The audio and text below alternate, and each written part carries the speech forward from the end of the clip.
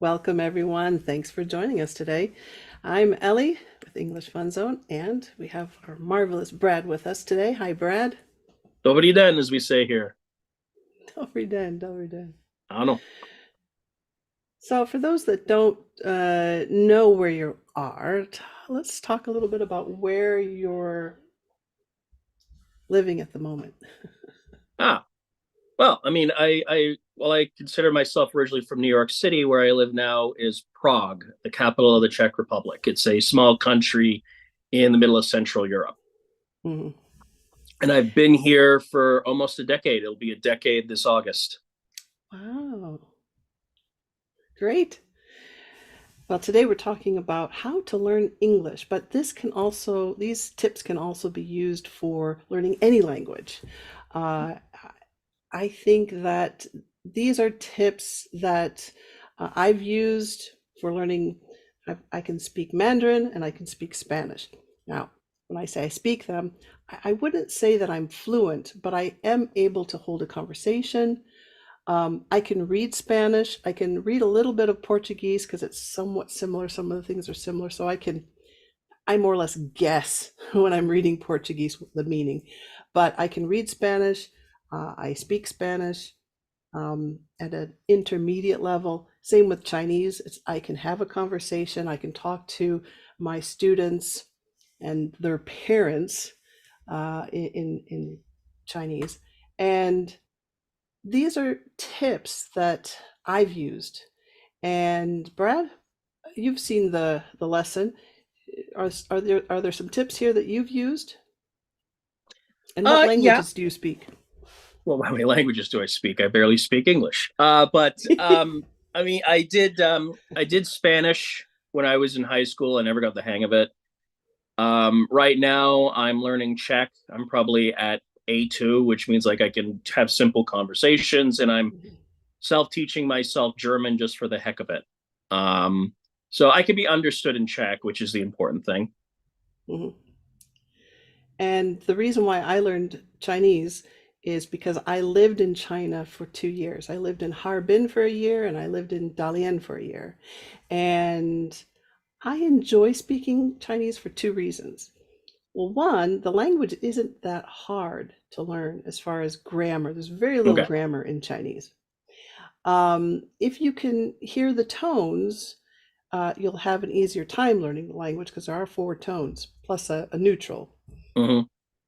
And I enjoyed the second reason why I enjoyed learning Chinese is that when I speak in Chinese, Chinese people are just shocked. You speak Chinese? and I don't think Chinese people expect foreigners to speak Chinese or speak Mandarin. Mm-hmm. Uh, and so I get a kick out of their expression when I start rambling on in Chinese. Oh my! I I get a little of that here too Mhm. in the Czech Republic. Like people will start speaking to me in English because of my accent or mispronunciation, and but I'll keep speaking in Czech and they'll speak in English. But I appreciate that, like, even people that I get really annoyed, they still appreciate that I'm trying, that I'm not Mhm. just walking up to them demanding English. I'm at least trying to speak in Czech. Right. Because Czech grammar is very, very hard. There are seven cases. And I frequently joke to my students that František Palacký, the head of the Czech National Revival, which brought Czech back into common use in the Czech lands, is one of the most evil people that ever lived, because my life would have been a lot easier if the Czechs kept speaking German. But no, they had to save a sound that no other language on the planet has. Great, great. Joy. Yeah. And and I understand that because some of the sounds that are produced in Mandarin are difficult, and I think there's no English equivalent to that sound. Like, Mm-hmm. well, I don't have that sound in my language, so it's a challenge.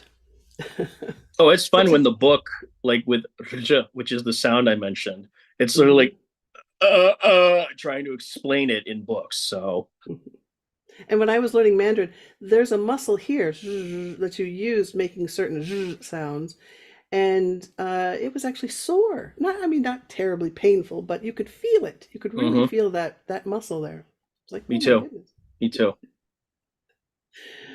All right, let's look at our PPT. Sure. You'll Got some you'll see the ideas to screen. discuss today.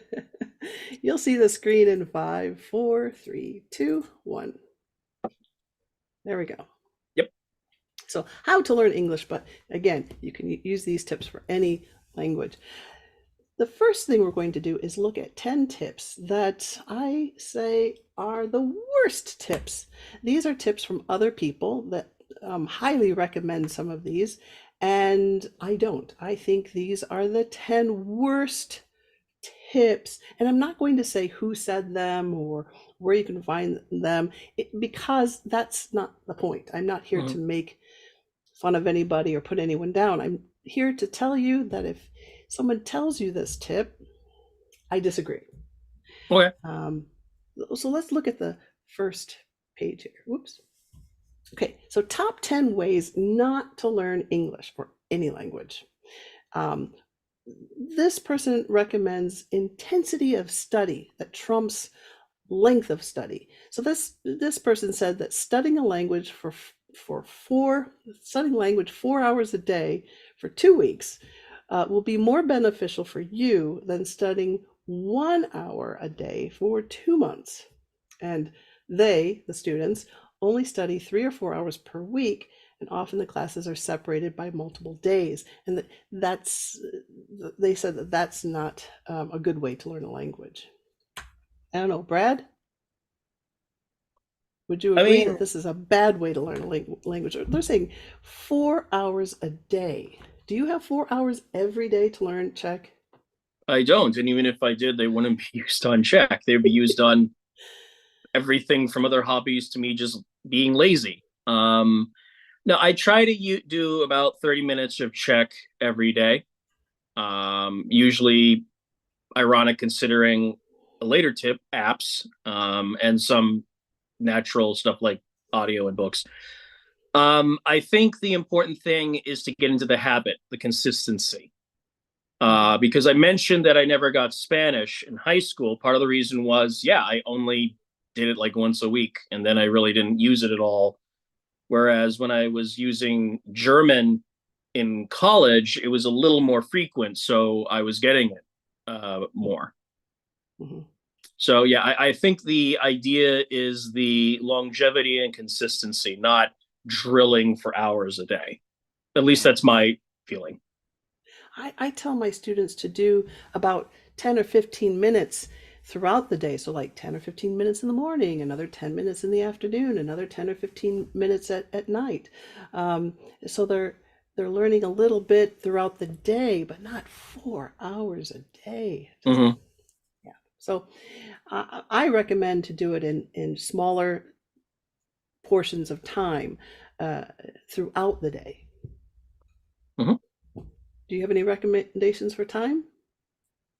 I don't really recommend time. What I recommend is like exposing them to the language. You want to have some level of exposure to it because I have a lot of people who say, "Oh, I'm going to stop for 3 weeks." I say you got to keep using it somehow, even if it's just like reading the weather or listening to songs. You got to keep it going somehow. Right. So keep using the language that you're learning. Mm-hmm. The next, group classes are a waste of time. This person says that don't bother with group classes because the class moves at a pace of its slowest student. So the slowest person is how the class is going to be presented. Learning a foreign language is a fairly personal process. I might agree with that. A class is not going to be able to address each student's personal needs as well or in a timely fashion. So if you have a group class, you're not going to get any individual attention. I've been in group classes and it depends on the teacher. So if you look at the picture here on the right, I believe it would be on the right, yes, on the right, this teacher is kind of doing all the talking and pointing to a board, and the students are just listening. And that's not the best way to learn a Mm-hmm. language. And the teacher on the left is more inclusive, including the whole class, getting them to maybe talk amongst themselves or together. This is a better way of presenting a group class, and it doesn't say, the person didn't say how big the class. I taught a class with 200 students, and it was more of a lecture than an English class. And there would be no way to teach a language with 200 students.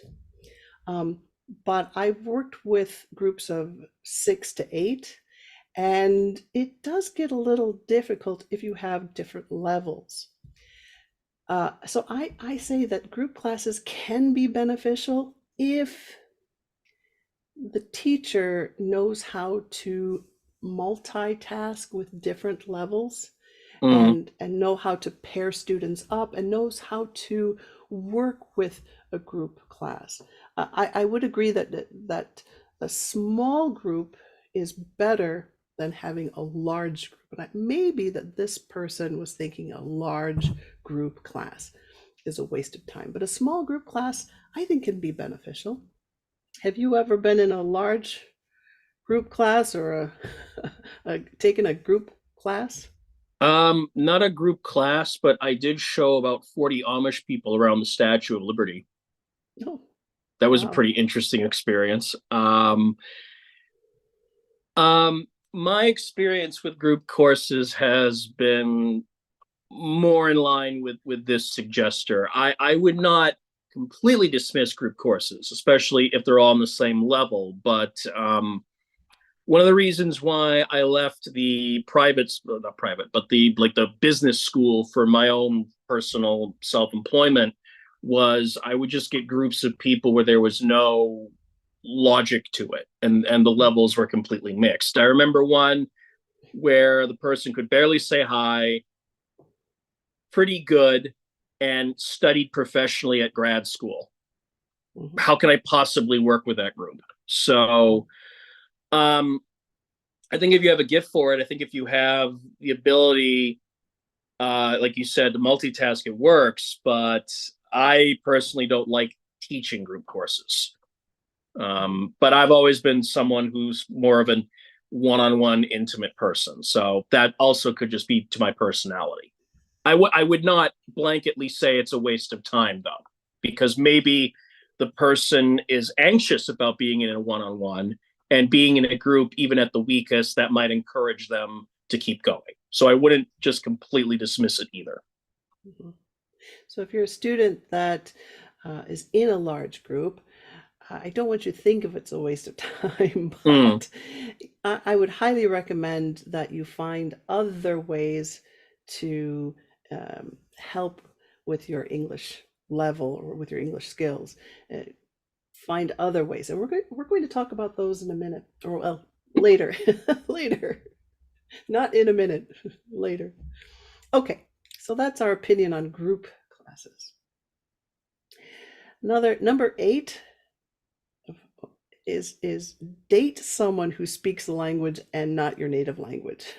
Okay. um you'll be fluent in a month, maybe. mm, And best of all, you could make them mad or do something wrong, and you can claim it was lost in translation. Oh, joy. Joy.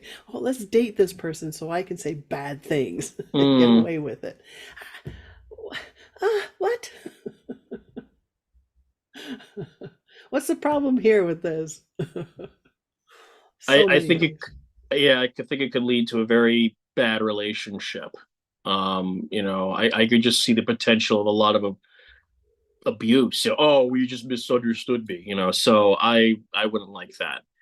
I definitely think that I my Czech would improve if I was spending a lot of time with someone who spoke native Czech. But Mhm, if they didn't speak a word of English, I think that'd be a real problem. mhm. So You it see, would help, but I would not use it as your primary way to learn the language. That would be my thought. yeah, and I have a problem. The same thing when I lived in China, people would come up to me all the time. Let's be friends, because they wanted to improve their English for free.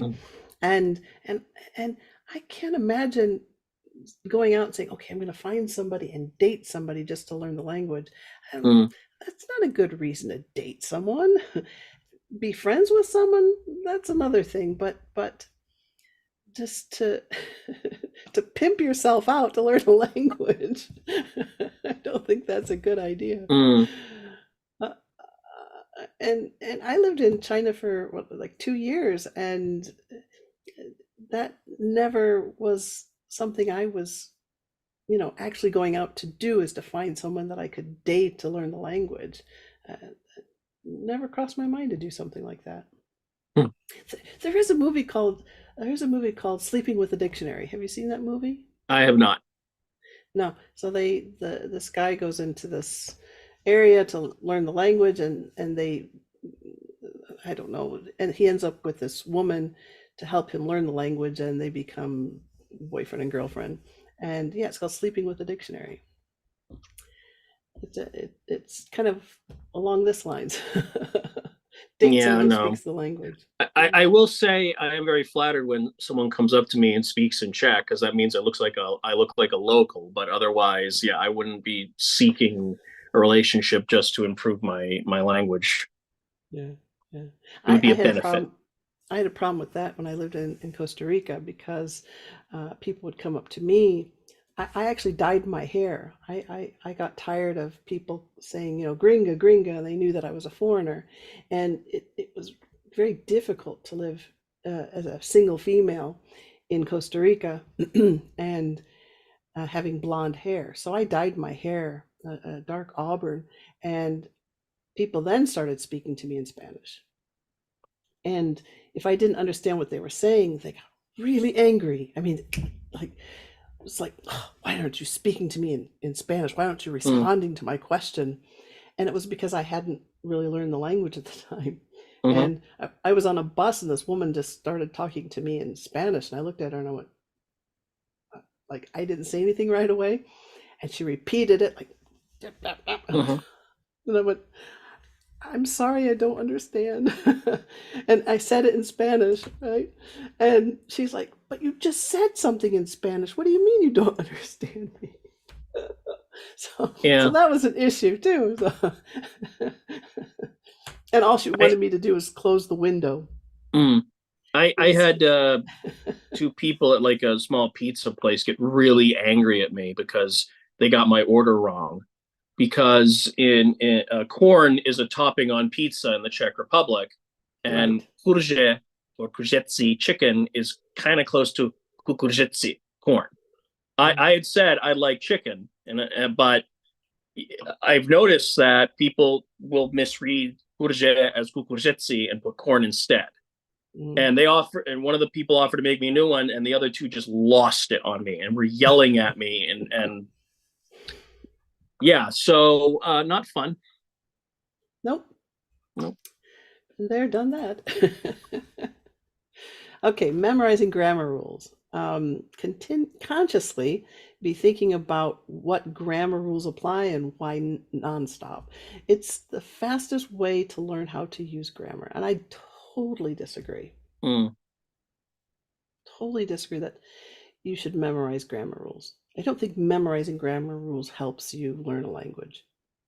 I'm smiling because I remember there's a website that I use with my students, and they like to test you on the rules as well as do the sentence. And he got all of the rule questions wrong, but he got everything else right. And I was Right. like, uh, okay, I guess you understand this. But no, I mean, it is when I was certified to teach English, I had to relearn my own language. And it is true because, like, when I'm speaking, I don't think, oh, this is a second conditional in the past perfect prerogative. It's just I Right. say something. I'm reaching the point where I mentioned earlier, Czech has 7 cases where I know there needs to be an ending, but I'm just blindly guessing the ending. So, and my Czech teacher has the patience of a saint for it. Yeah, when I same well, now Mandarin has very little grammar. So Mm-hmm. it's an easy language to learn. as far as grammar rules. It's putting the words in the right order to make a sentence. That's another thing. But in Spanish, there are a lot of grammar rules, and I never thought, well, I'm just trying to speak in the past. I just spoke. I just said whatever, and if I was wrong, I was wrong. I never tried to memorize grammar rules. I had a teacher. I did work with a teacher who put everything in nice, neat little boxes and said, "Here, do this, do this." But I don't think that's the easiest way to learn a language, by putting Mm, things in boxes and memorizing. I do teach some of my classes that way a little bit when they're studying for an exam, mm, or when they're studying for like their Cambridge exam, yeah. FCE, PET, KET. You have to. That's a little different because that's a different type of learning a language. Hmm. That's another way or another reason you're learning a language is to pass an exam. Hmm. And in that situation, you have to learn grammar rules. But if you're Hmm. learning the language just to talk or speak to a foreigner, doing this, even just listening to a podcast or a live session, will help with listening. You'll improve vocabulary. You'll hear us use slang. So yeah. Yeah, yeah, no. Also, I just noticed that students tend to hate just having it drilled blindly into them. True. True. I still remember, like, I think it was one of my first lessons ever. Someone just kind of flipped their book open in the air and went, "What is this?" And then said a word I can't say. But just the way he reacted like that. What is it? I think it was the third conditional. So he's like, "I'm talking about something that didn't happen like it happened. What is this?" Yeah. Okay. The next bad tip is learn English words every day. Now build your vocabulary. The only way to improve and expand your vocabulary is to learn more words. Learn a new English word every single day and put it to use or put them to use. Um, okay, I have a lot of problems with this one because you're learning words. You're not learning context. You're not learning how to put it together with other words.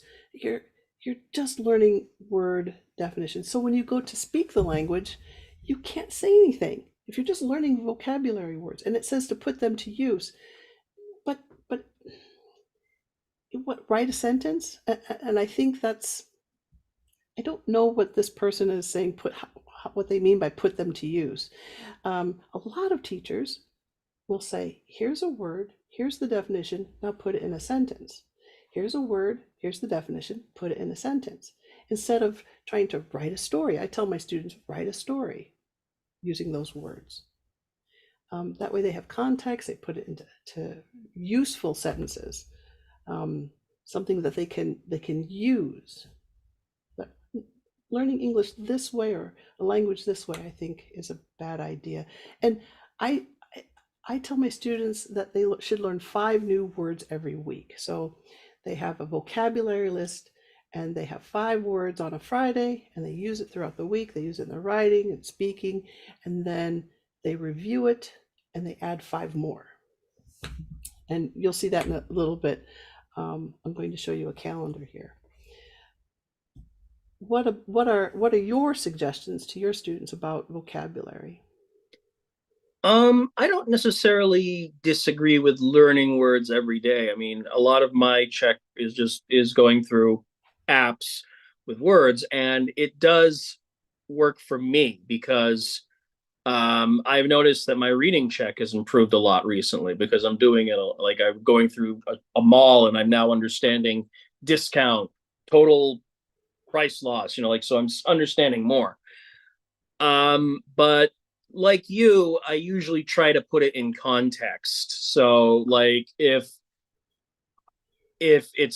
we're learning value, I'll say, what is something you value, Vladka? Or what is something I value, Vladka? Mhm. And they'll be like, Right, well, I value my husband, or you value your Lego. So right. that way they're understanding the context there.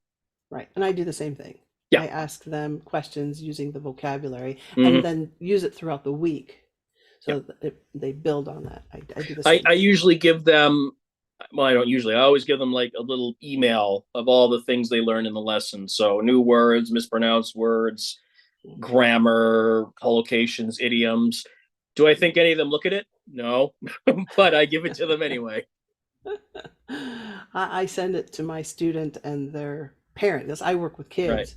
So the parents definitely will say, "Hey, you sit down and memorize Well, these well, that's the words." other reason why I do it. If somebody ever says, "Well, I'm not learning anything," then I put this big pile of stuff on the desk and say, "What's this?" What's all this, right? Right. It hasn't happened yet, but yeah. So, When I was in university studying uh, teaching, I was told that if it's a basic student, it's 5 words a week. If it's an intermediate student to advanced, it's ten words a week. I've stuck with five with, for all of my students just because um, I think five is a manageable because it's a nice amount where you can look for it when you're look for the words when you're reading. You can practice it throughout the week, and then you can build on those words. And they're not the same words. They're not like yellow, pink, purple, blue. It's not. It's they're different words. So you can combine sentences. Like it would be blue, car, big, fast. It would be different words so they can use them. Does that mm-hmm. make sense? Yeah, sure. So if you're learning vocabulary, don't learn them in groups like colors, vegetables. Don't do that. Okay, let's look at the next one. Mm-hmm. Get a good grammar book. Practice your grammar by doing grammar exercises. You can look up grammar rules and practice the rules. This goes back to saying, don't learn English through grammar rules, right? Mm-hmm. So it goes back to that. Um, uh, Grammar book or no grammar book? Do you use grammar books? Um, I use a website called offtoclass.com. I mentioned it in our interview last year. And with one person, I go by New English File, but I try to keep things very casual and very conversational. Not because I'm lazy or incompetent, but because I feel like they want to actually use the darn language, just like how I am when I Right. have my Czech lessons. But if I have a student who's like, no, no, no, I just want to go through the book, plow through it, I can do that. But I don't encounter that very often. It's interesting because I do have one group course that I have with the three women, all the same level. And I'll come with like, we're going to discuss like celebrities or stereotypes today. And we end up like on like, what is the meaning of life? And it is kind of what I enjoy about these, how they go, how I start with what is a celebrity and we end with why are we here on this planet. Mm. So I do use a grammar book. I have one ready to go if anyone needs it, and I will stop and explain grammar on the way. But no, I think just drilling grammar isn't very good. Yeah, I agree. I have my exam books for practice exam books Right. that I use for the students studying for tests. I do have a grammar book, but I have not used it in I don't know how many years now. Um, uh, I prefer more of a full immersion, talking, asking questions, uh, and working with the language like you would a child. Like when you were a kid, your parents didn't whip out a grammar book and say, "Okay, Brad, today we're going to speak in past tense." We didn't The only thing learn. I remember was mom was very critical of me using ain't. Oh, my I grandmother remember too. that. And I remember dad giving me grief about like some grammar confusion. Like, but I think that was just him being dad humor. Um, but otherwise, yeah, no, I don't really remember them having any issue with grammar or anything like that. I No. just remember after I started working in Prague, dad being delighted if I made any grammar mistakes, but again, that's just him. That was just how he was. So I don't really count that. Yeah, well, my grandmother was the same way with the word ain't. Ain't no word, right? We had a big issue with ain't. And for those that don't know what ain't is, it's a contraction that means are not or isn't, right? And um, saying ain't would be for aren't or isn't. And it's not slang, it's just bad grammar. No, I think I was It's seeing it because I watched a lot of like cartoons as a kid, and a common joke in like Looney Tunes or Merry Medleys would be like, "Funny, ain't it?" You know. ain't it? So, Yeah, yeah. but no, I mean, I wasn't saying it openly. I just said it once or twice. So mom was like, "No, no." So Stop that. exactly. My grandmother also was with very strict about spelling. She said if you don't know how to spell the word, it's not your word to use. And for some reason, that stuck with me. I was not a very good speller when I was a kid. I still, I'm better now, but I still have problems with spelling. Hmm. And I'm not afraid to admit that. But I think I'm a better speller because of spell check. I've Hmm. become better at it. But that's one of my weaknesses is spelling. I'm always checking to make sure, did I spell that correctly? Hmm. Let's look at our next one. Okay. Number 4. Share screen again. Number 4 is Yeah. follow famous people. Now, you mentioned something about famous people. Talking about famous people, that's one thing, but to follow them, this person says you can improve your English by following a native English speaking singer or actor that you like. You can search online to find a bunch of interviews they've given and watch them. Um, yes and no. I Mm. wouldn't say this is a bad tip, but it's not a great tip. The problem Hmm. with this is it depends on who you follow, right? It depends on the Yeah. person. I. I mean, I listen to Snoop Dogg and I can't follow half the stuff he says because he speaks in slang and colloquialisms, that Hmm. are from what he grew up around, and I have a hard time following. But if that's someone's favorite and they're trying to learn English this way, good luck. Well, um, the reason why I'm smiling the way I am is because, as I mentioned in our last podcast, I can tell you a lot about like Nazi Germany and that part of World War II. So I think part of the reason I can understand a bit of German is all those documentaries. So okay, I know how to say how much I hate Jews and how great Germany is, but I don't think that's very conductive to my German. The other thing, building someone off of your famous people, is I wouldn't rely completely on songs either, because I have a lot of students who like to listen to English music, and that's fine. I mean, you can understand assimilation and how fast things come out, but even with a native speaker, it'd be problematic. There was one song I remember as a kid, and the chorus was one, I want a bourbon, one scotch, and a beer. And I thought that this guy was demanding Burbank, California, a guy named Scott, and a beer. Because I heard, I want Burbank, I want Scott, I want beer. So, no, obviously I wasn't getting it. So I don't even know what song it is. I just remember that as a kid. So, yeah, I would be careful who your famous person is.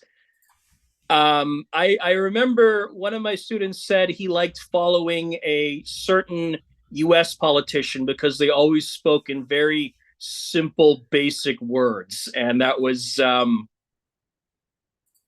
yeah, Yeah, and I agree with that people do hear different things. And I'm yep, yep. okay, so I'm going to post that in the description box below so you can watch the full video of that. So that's a perfect example of that. What I do is if I give a song to a student, I also include the lyrics.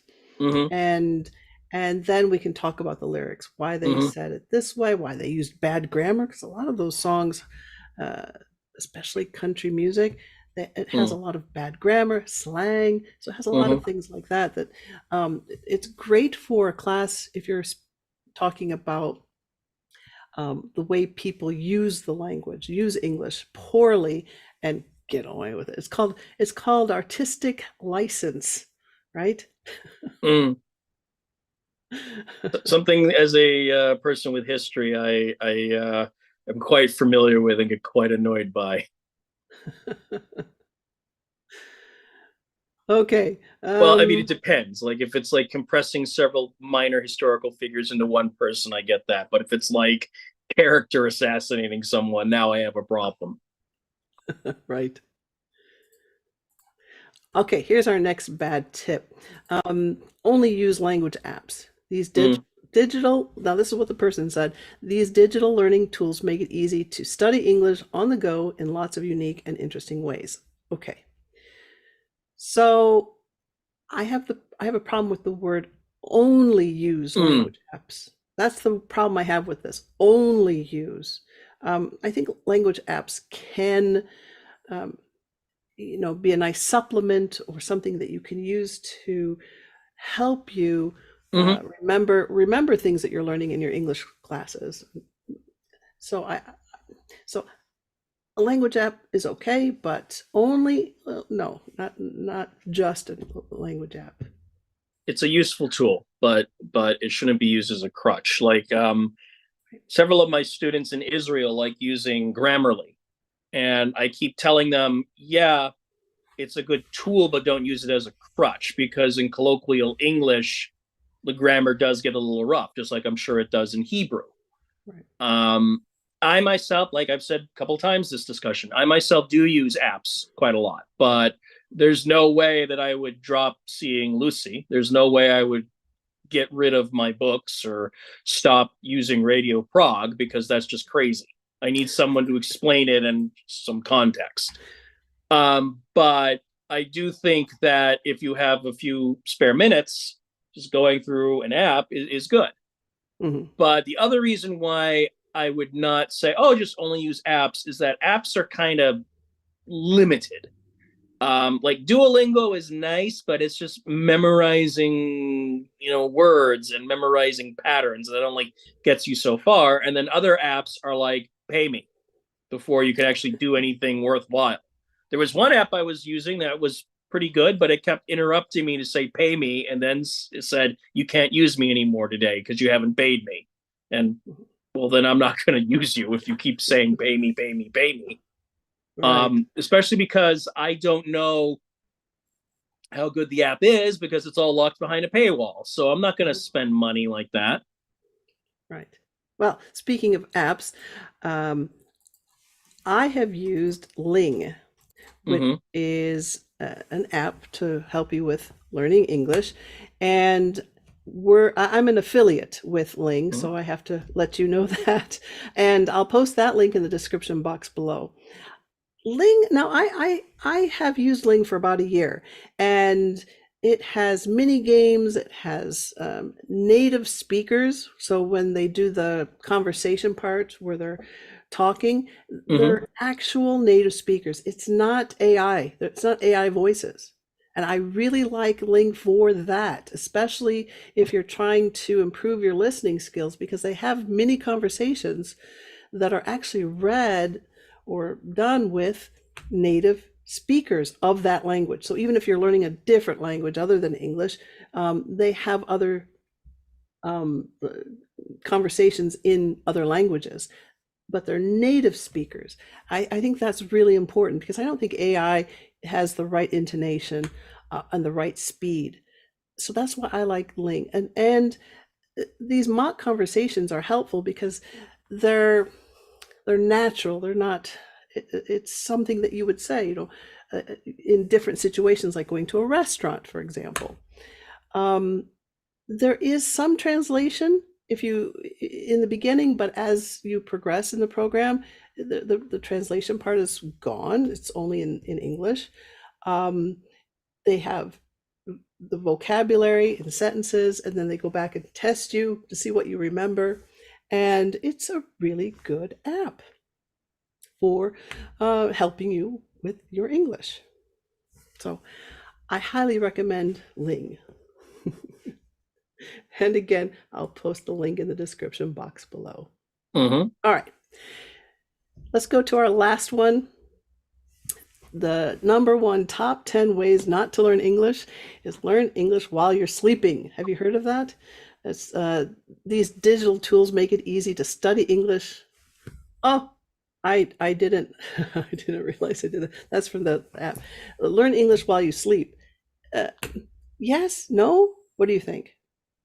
I mean, I've heard of the concept. I haven't tried it yet, so I can't comment either way. I mean, I know that like subconscious learning has been a thing for a while, and I used when I was in school, I would study just before I went to bed. Um, so I can't comment either way. Okay. As we discussed in detail last conversation, that's where my conversation stops. If I go, I don't know, well, okay, there, that's the end. The first time I heard of this, I was in Costa Rica. They actually had uh, offices for this type of learning. I didn't ask if you slept there or if you just got the information there. I didn't go in, but I was like, learn English while you sleep? I thought maybe it was some Mm. sort of sleep study. But no, it was where you would sleep and listen to an audio of the language. I've not, I can say I've not used this technique. And if you have, if any of you out there have used this technique or tried this technique, please let us know in the description or in the comment section below. Let us know in the comment section below if you've tried sleeping and learning a language in your sleep. Mm. I don't see how that could work because I fall asleep to music and I don't wake up singing the song.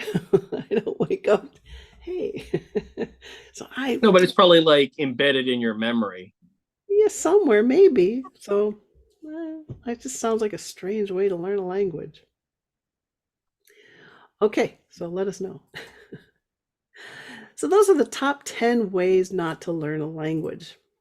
Now we're going to talk about 10 ways that are recommended for learning a language. In fact, it's called 5 out of 10 best ways to learn English.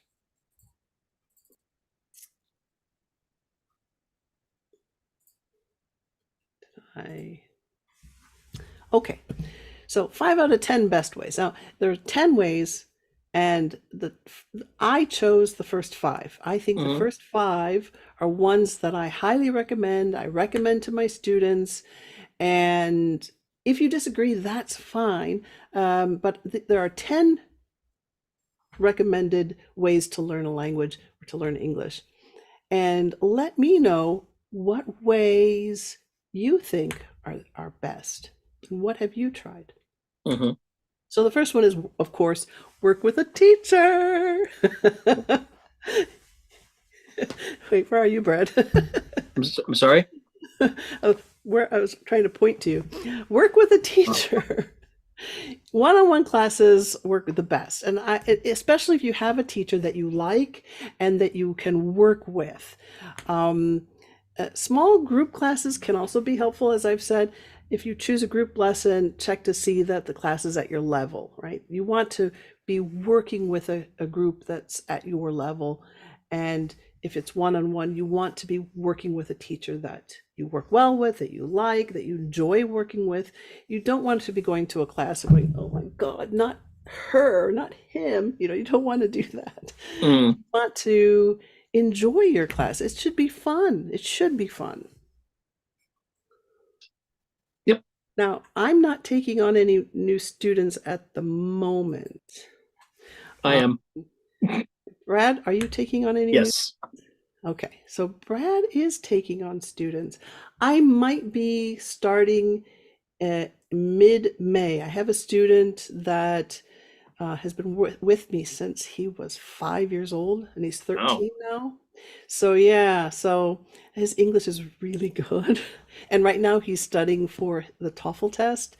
And I think it's a little early for him to be taking that test because that's usually taken when you're getting ready to go to university. And Mm. that test is only good for 2 years. So even if he were to take it now at 13, he'd have to take it again when he's 17. Right. So I don't know. Um, he might be going for his proficiency exam, which is the CAE exam. It's to say he's proficient. And I believe that that exam or that certificate is good forever once you've taken that. So he might be going in that direction. So the other possibility is that he wants to study in the US and he has to take the SAT, and Right. I told him that I could help him with that. So he might be staying with me. I don't know. So maybe in May. I'll announce it in May to let people know when I'm taking on new students. Um, uh, so if you're looking for an English teacher, Brad. Okay. And yes, I will say that I really like. Let's say she, like I said, she has the patience of a saint with my repeated mistakes and my very deadpan surrealist sense of humor. Because her background is Czech literature, so she actually really admires František Palacký. And here I am constantly saying like he's the butcher of Europe and stuff like that. To which she usually says Ježiš Maria, which is like, oh gosh. Okay.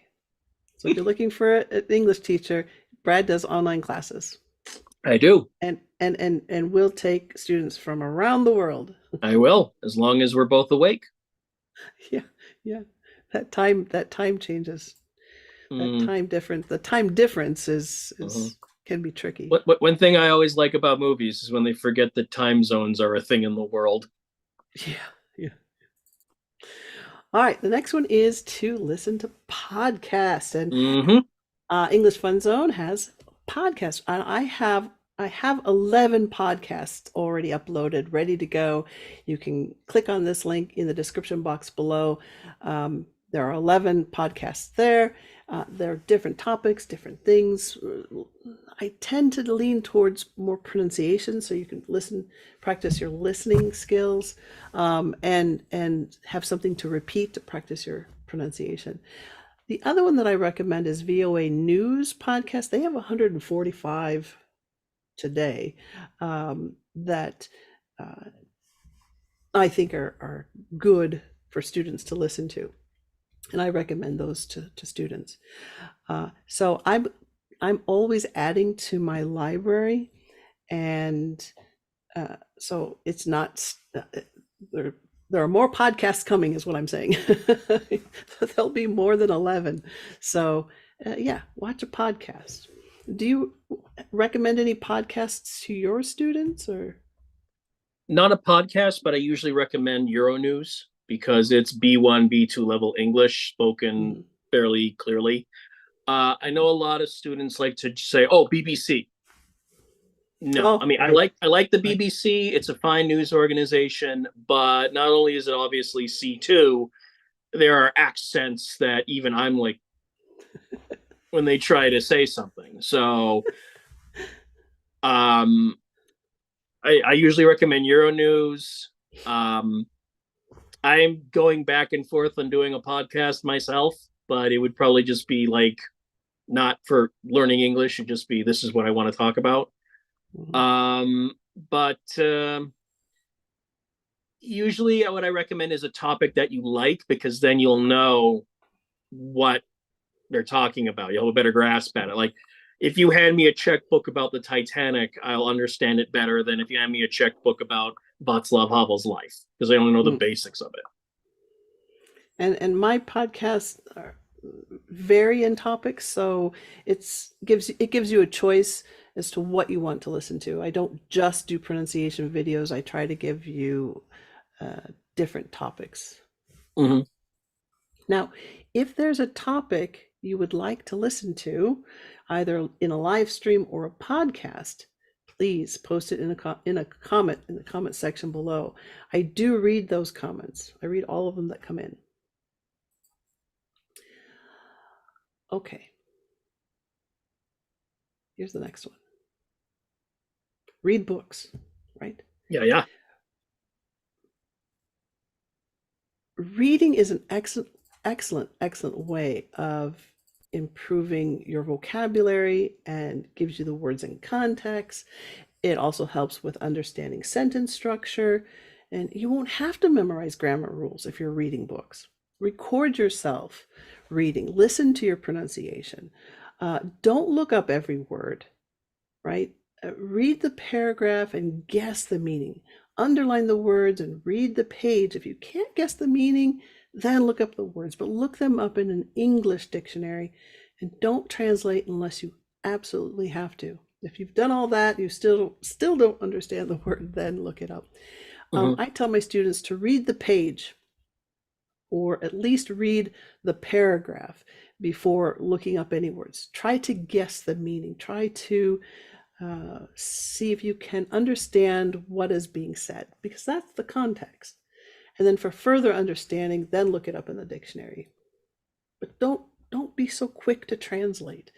Uh, you'll learn the language faster by learning other words that mean the same thing. Because if you get into a situation where you're talking to someone and you can't think of the word, if you've been practicing other words, you can describe it. You can express yourself in other words to get to the word you want to say. So, and read things that you enjoy. Don't just read to be reading. Read things that you enjoy. Your English teachers at school might give you stuff that you don't want to read. Exactly. It's like I said, I would enjoy reading something about history than about like economics, Mhm. and I would prefer nonfiction to fiction because I find fiction really disappointing lately.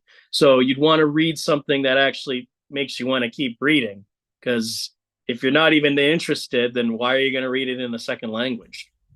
Right, right. Exactly. The next tip is to listen to audiobooks. Um, Listening to audiobooks is a great way to improve your listening skills, but you have to listen to native speakers of English read. Um, but not always. I'm sorry. It doesn't always have to be from a native speaker, um, because everyone has an accent. Everyone, Mhm. no matter where you're from, everyone has an accent. And if they're speaking in English and if they're reading a book, it's going to be the grammar is going to be there because it's in the book that they're reading. The pronunciation, if it's a non-native speaker, let's hope that the pronunciation is good. I do post stories every Friday, and usually, not always, but usually it's a native English speaker. I have some stories that are read by different narrators, so there are different accents. Um, but I think that's good to be listening to other accents because you're not always going to hear English spoken by a native English speaker. And the other thing is that you can record yourself repeating sentences and practice the intonation and practice the pronunciation. And then you can listen to see if you sound like the narrator. Yes, those are my recommendations for audiobooks. I particularly don't care for audiobooks in any language, so I'm not really the one to comment, I'm afraid. No, I mean, I was just having this conversation with a friend of mine, who's also a serious reader. Is that he prefers having the physical book. He prefers going into the bookstore, and like I sympathize with that. I feel I like that too. If it's the only way to read the book, I'll do it. But I find ebooks more convenient because they're all just on this one thing, and they're not just piles of them everywhere in my home. Where okay, what do I do with them now? Mhm. Um, the problem with audio is I usually tend to use it as background noise. So I'm not paying attention. I'm paying attention to cleaning or washing my dishes or drilling check. So I can't really comment on the use of audiobooks. But I do think what you said about different dialects, different accents, different topics, I think that is a good idea.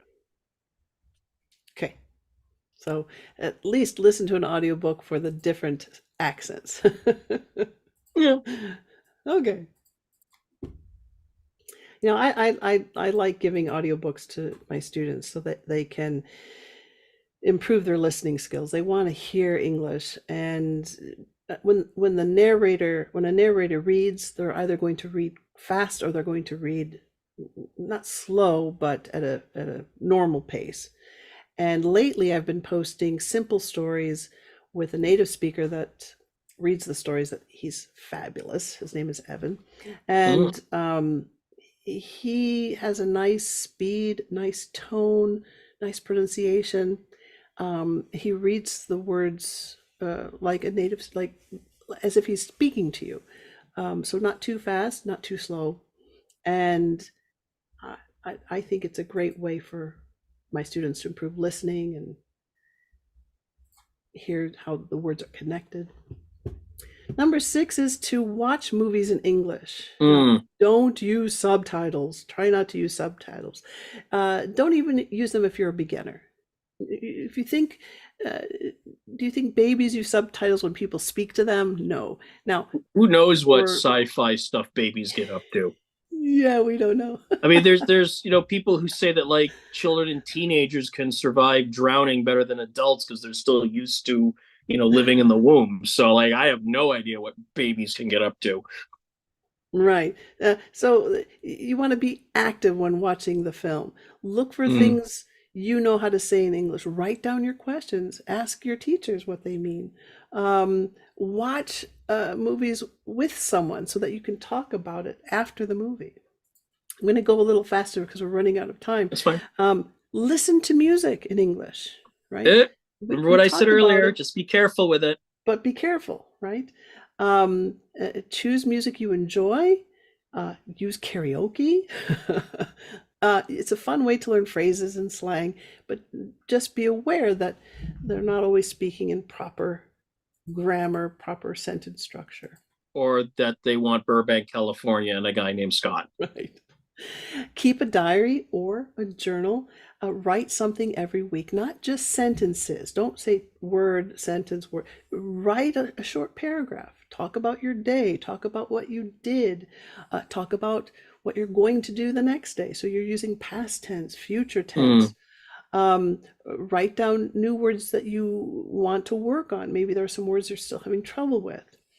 When you can use 1,000 to 2,000 words correctly, you're considered somewhat fluent.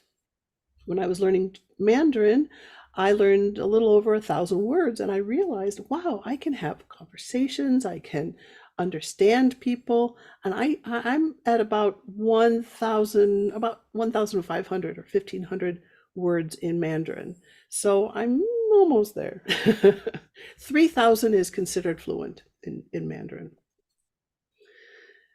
And and number 9 is do activities in English. Play games, but be careful with the grammar again, because it's bad grammar sometimes when you're playing games. If you have a hobby, find it with in English. See if you can find a group that meets and speaks in English for that hobby. Take a cooking class in English if you like cooking, for example. Hang out with foreigners. Go where they go. Hang out with them. Don't go up and say, "Hey, be my friend." No, participate in the activity. They have something called meetup.com, and I'll post the link in the description box below. Meetup.com has different events going on in your area, and you can join those things. Okay, I mentioned earlier that you should have some sort of calendar or some sort of plan for the week. This is what I give my students. You should immerse yourself in English. I think that's a really good way to learn a language. If you take a look at this calendar, I have my student record something, they're recording their reading. They watch a video the next day. They review the vocabulary that they learned on Friday. They read something. They have new vocabulary words that they're going to learn for this week. On Saturday, they write something and watch a video. On Sunday, they listen to music. I send them music so I choose the music for them. Then they listen to the recording they did on Monday. The reason why I don't have them listen to it after they've recorded it is because I want them to say, "Oh, did I say that?" They find it a lot faster than if they record and listen. If they record something and then wait a week and listen to it Mhm. again, then they go, "Oh, did I say that?" Yes, you did. So I tell my students, wait a week, listen to it on Monday. Well, there's that great Um, scene in the King's Speech where he reads something and there's no stumbling or stuttering, and he's just like listening to it later. So right, that does right, work. Look, going back and listening, you can see how much you improved or how what you think is a problem isn't a problem. right. And you can also listen to your intonation. Did you read the story connecting the words?